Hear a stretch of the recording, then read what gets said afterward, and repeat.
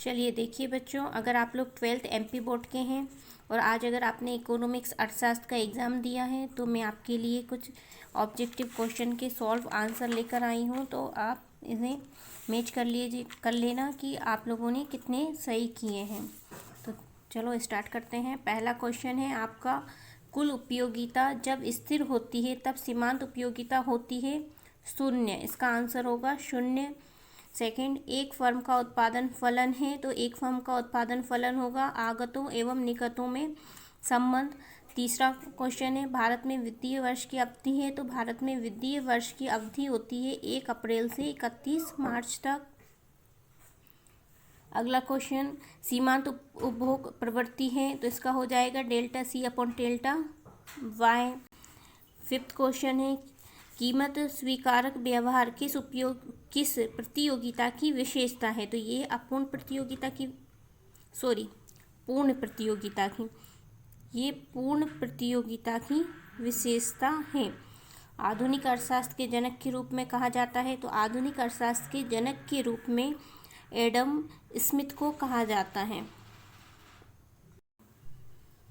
रिक्त स्थानों की पूर्ति कीजिए। औसत संप्राप्ति पूर्ति किसी वस्तु अथवा सेवा की सरकार द्वारा निर्धारित कीमत की ऊपरी सीमा को कहा जाता है ऊपरी कीमत। पूर्ण प्रतियोगिता में प्रत्येक फर्म समान वस्तु का उत्पादन एवं विक्रय करती है तो इसका ऑप्शन हो जाएगा समान। भारत का केंद्रीय बैंक आरबीआई है। भारत का केंद्रीय bank RBI reserve bank of India है। अल्पाधिकार के में विक्रेताओं की संख्या होती है कम। विदेशी विनिमय दर को वस्तु विनिमय दर या फिर विनिमय दर भी कहते हैं।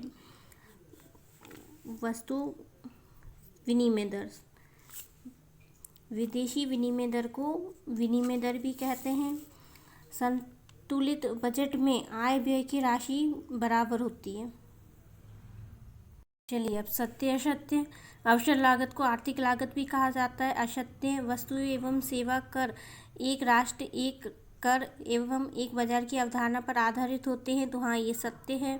भारतीय रिजर्व बैंक बैंकों का अंतिम ऋणदाता होता है, ये भी सत्य है।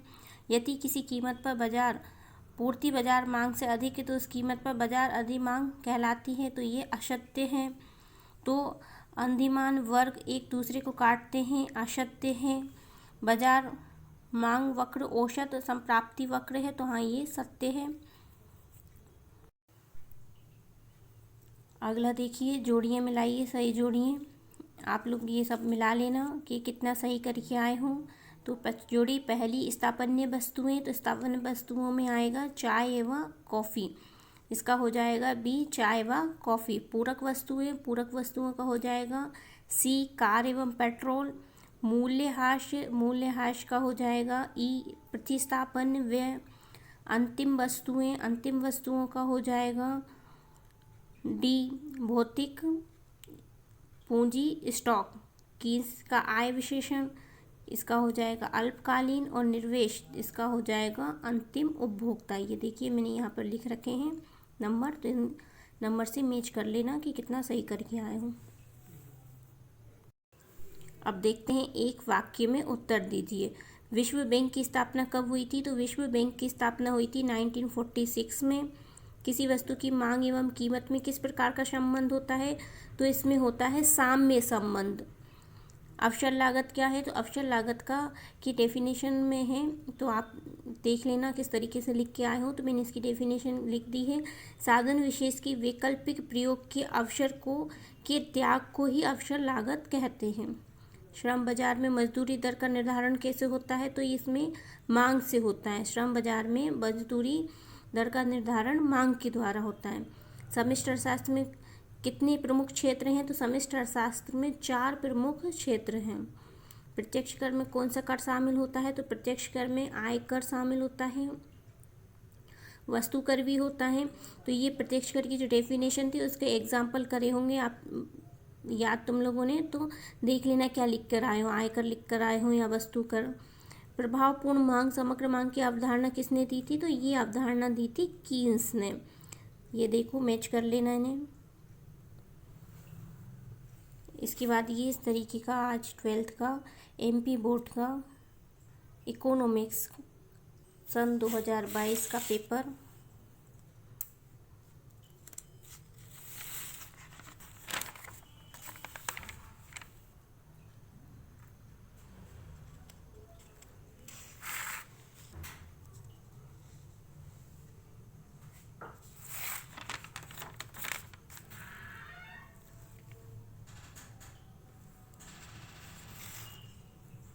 अगर आप लोगों को कोई डाउट है तो कमेंट्स बॉक्स में लिख दीजिएगा और मेरे चैनल को लाइक, शेयर और सब्सक्राइब ज़रूर करें।